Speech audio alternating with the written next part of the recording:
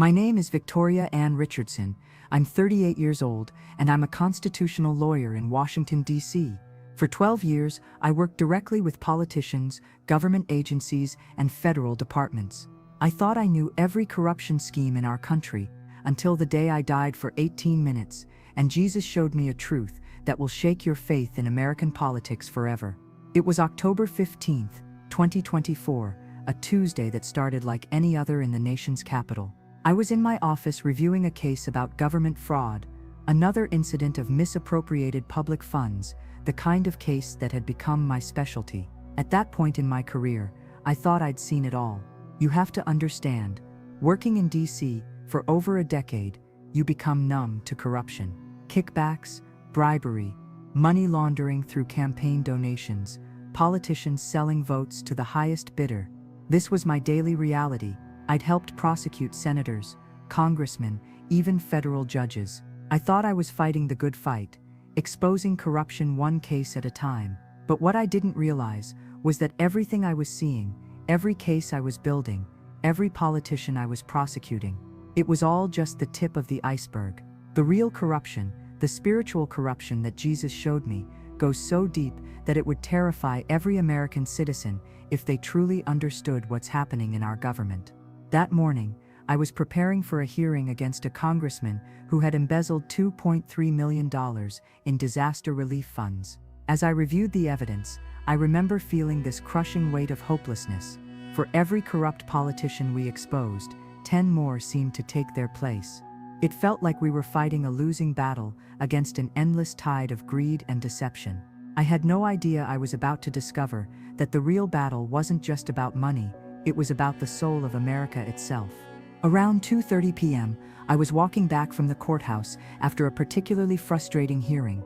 The judge had dismissed key evidence on a technicality, allowing another corrupt official to walk free. I was furious, talking on the phone with my colleague about filing an appeal, when suddenly I felt this crushing pain in my chest. It wasn't just physical pain. It felt like the weight of every injustice I'd witnessed was literally crushing my heart. I dropped my phone and collapsed right there on the steps of the federal courthouse, ironically, the very place where I'd spent years fighting for justice.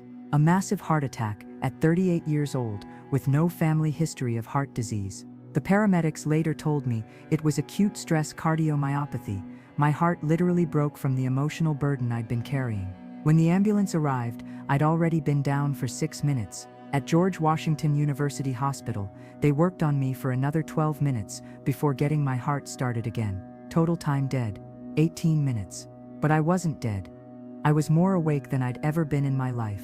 Suddenly, I was floating above the emergency room, watching the medical team frantically working on my body.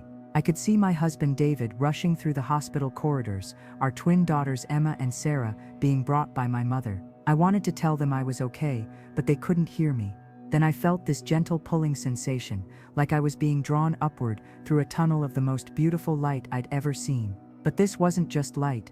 It was pure love, pure truth, pure justice. Everything I'd been fighting for in my legal career, I was now surrounded by in its perfect form. When I emerged from that tunnel, I found myself in a place that can only be described as the throne room of ultimate justice. And there, standing before me with eyes that held both infinite love and perfect justice, was Jesus Christ. He wasn't like any artistic representation I'd ever seen. Authority radiated from him, not the corrupt, self-serving authority I'd seen in Washington, but pure righteous authority that made me want to fall to my knees. "Victoria," he said, and his voice carried the weight of absolute truth. "I brought you here because you need to see what's really happening in your government." Jesus raised his hand, and suddenly we were standing in what looked like a massive control room overlooking the entire United States. But this wasn't a physical place. This was the spiritual realm, where I could see the real forces controlling American politics. "Victoria," Jesus said, "what you've been fighting in courtrooms is just the symptoms. Let me show you the disease." As I looked down at Washington, D.C., I was horrified by what I saw. Over the Capitol building, the White House, the Supreme Court, and every major government building were these massive, dark, spiritual entities. They looked like enormous shadows with tentacles reaching into every office, every committee room, every place where political decisions were made. These are principalities of corruption. Jesus explained. They've been establishing strongholds over your government for decades, and they operate through human agents who don't even realize they're being used. I watched in shock as these dark entities whispered into the ears of politicians during meetings. I could see senators making decisions not based on what was right for America, but based on these spiritual influences that fed them thoughts of greed, power, and self-preservation. But what horrified me most was seeing how this corruption wasn't just about money, it was about selling America's spiritual foundation. Jesus showed me a scene in the Senate chambers where a vote was taking place on a bill that would remove "In God We Trust" from federal buildings. As the senators voted, I could see how those dark entities literally celebrated each yes vote, because they knew that removing God's presence from government was their ultimate goal. Victoria, the enemy's strategy isn't just to steal money from the American people, Jesus revealed. His goal is to steal their nation's covenant with me. Then Jesus showed me something that made me understand why American politics had become so toxic and divisive. These principalities were deliberately creating division between political parties, not because they cared about policy differences, but because division weakened the nation's spiritual foundation. I watched politicians who might normally work together being influenced to hate each other. I saw how hatred and division were being fed like poison into the political system, making compromise and cooperation impossible. When a nation's leaders are controlled by spirits of division, Jesus explained, that nation becomes vulnerable to complete spiritual takeover.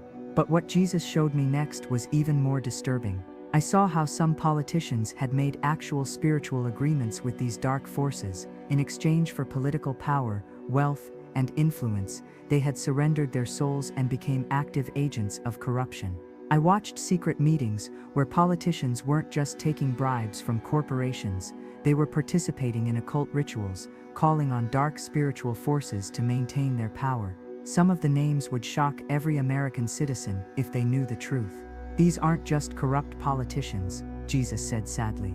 These are people who have sold their souls for temporal power, and they're dragging your nation into spiritual darkness. Jesus then revealed the hierarchy of this spiritual corruption.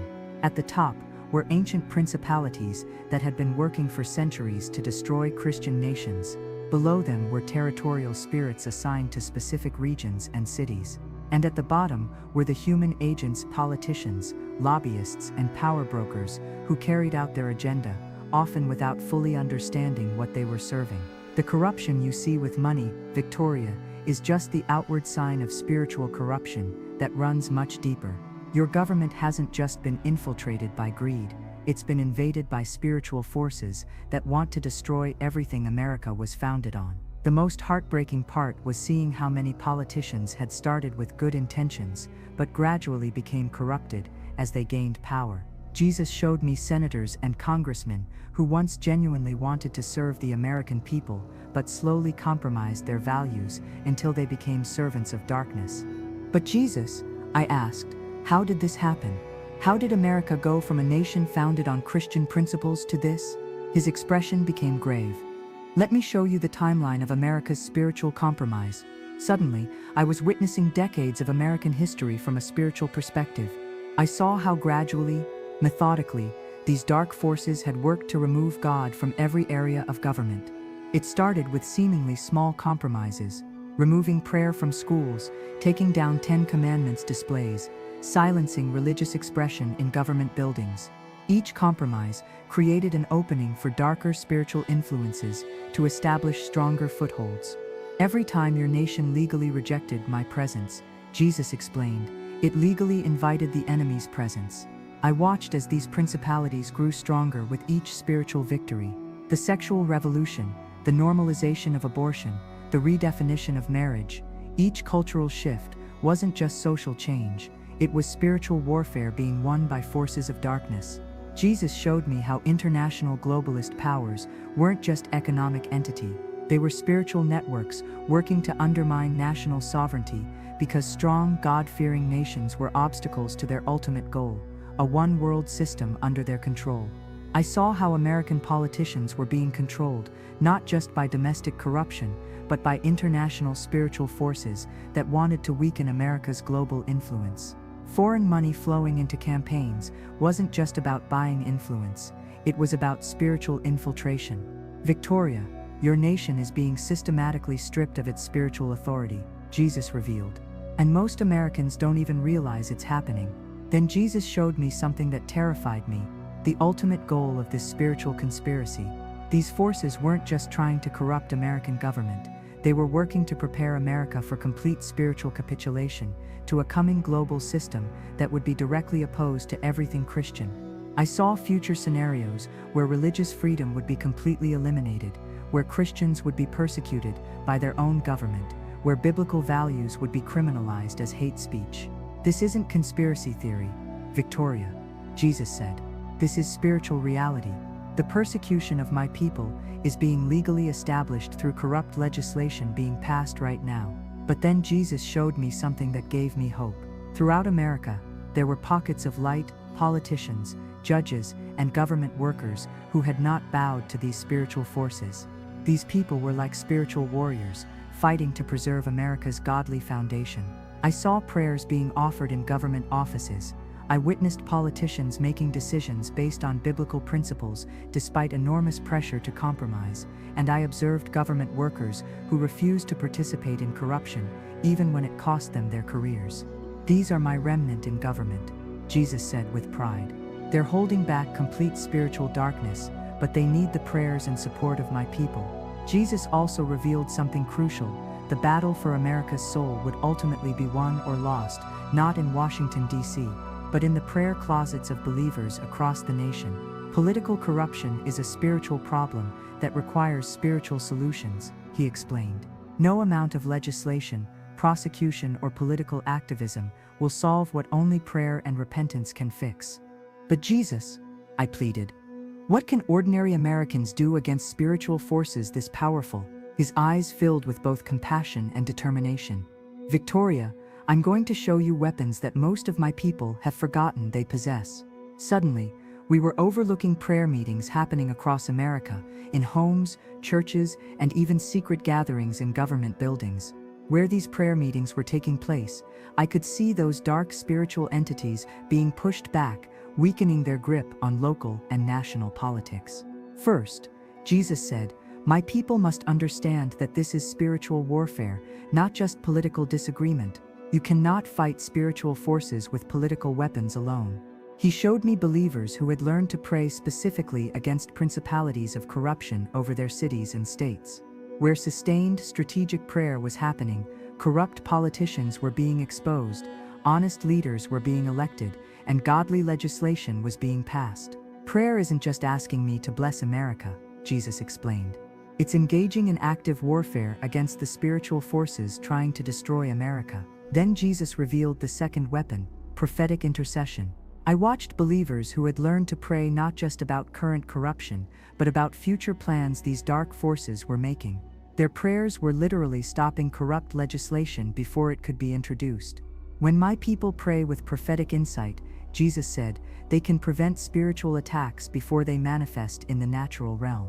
The third weapon was economic warfare through righteous stewardship. Jesus showed me Christians who had stopped financially supporting businesses and politicians that promoted anti-Christian agendas. Their collective economic impact was forcing companies and politicians to reconsider their positions.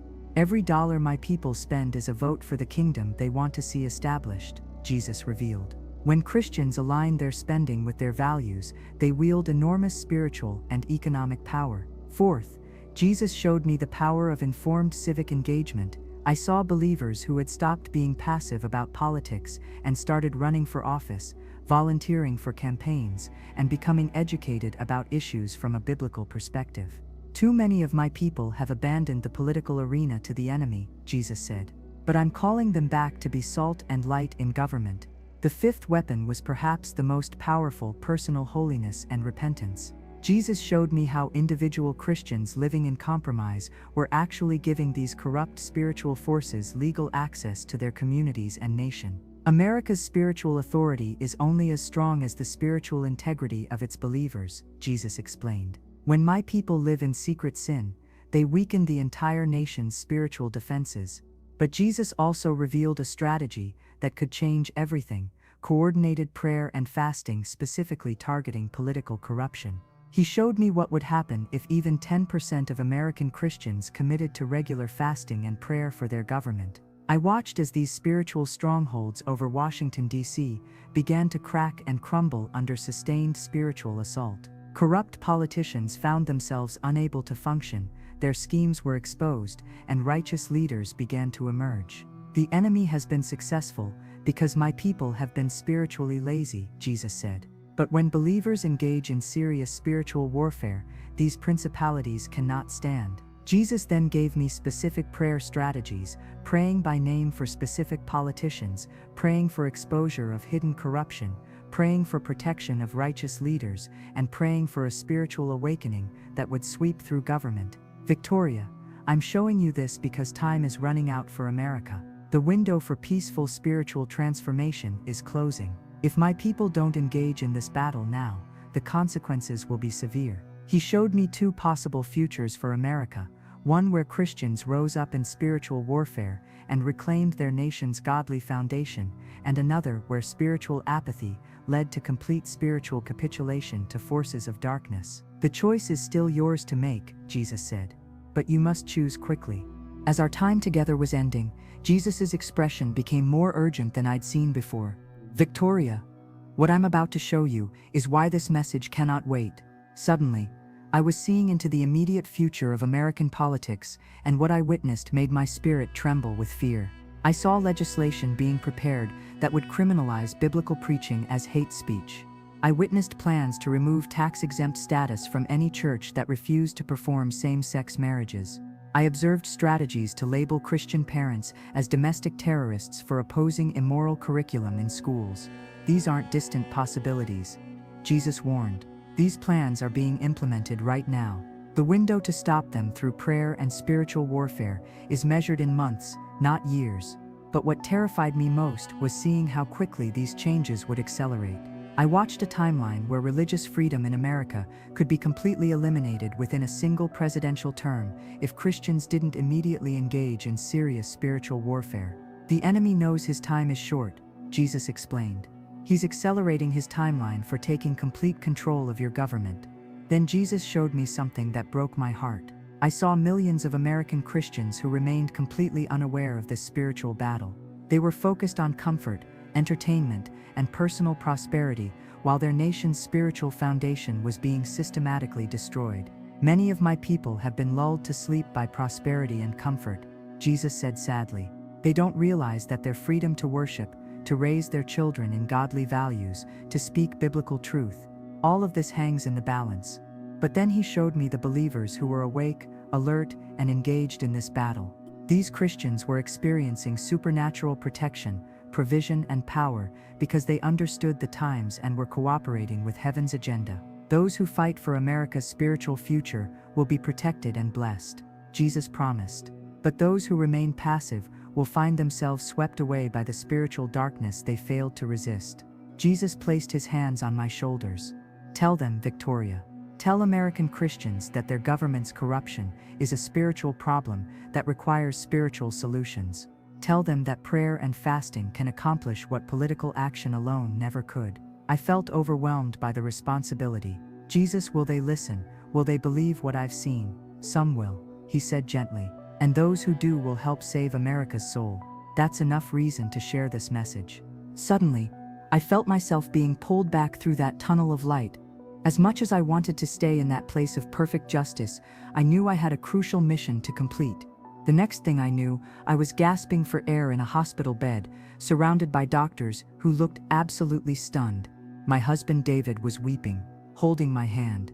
Our twin daughters, Emma and Sarah, were there crying with relief. The cardiac team couldn't explain what had happened. After 18 minutes without a heartbeat, I should have had severe brain damage. Instead, every neurological test came back completely normal. The cardiologist called it a medical impossibility, but I knew exactly what had happened. Jesus had brought me back because America needed to hear this message urgently. The first thing I did when I was stable enough was call together my closest Christian friends and family.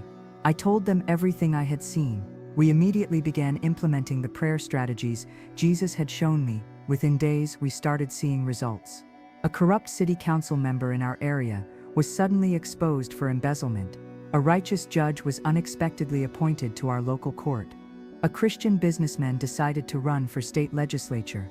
But more importantly, I knew I had to share this message with Christians across America. The response has been incredible. Thousands of believers have joined coordinated prayer efforts targeting political corruption. Churches are organizing fasting campaigns for government leaders. Christians are getting involved in politics with renewed spiritual purpose. And we're seeing breakthrough after breakthrough as God's people engage in this spiritual battle. That was 6 months ago, and my life is completely different now. I'm still a lawyer, but now I understand that my real work is spiritual warfare through prayer and intercession for America's government. David and I have learned to pray together daily for specific politicians and government officials.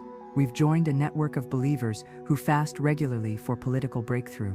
We've started attending city council meetings and school board meetings, understanding that local politics is where spiritual battles are often won or lost. Our daughters, Emma and Sarah, have learned to pray for government leaders by name.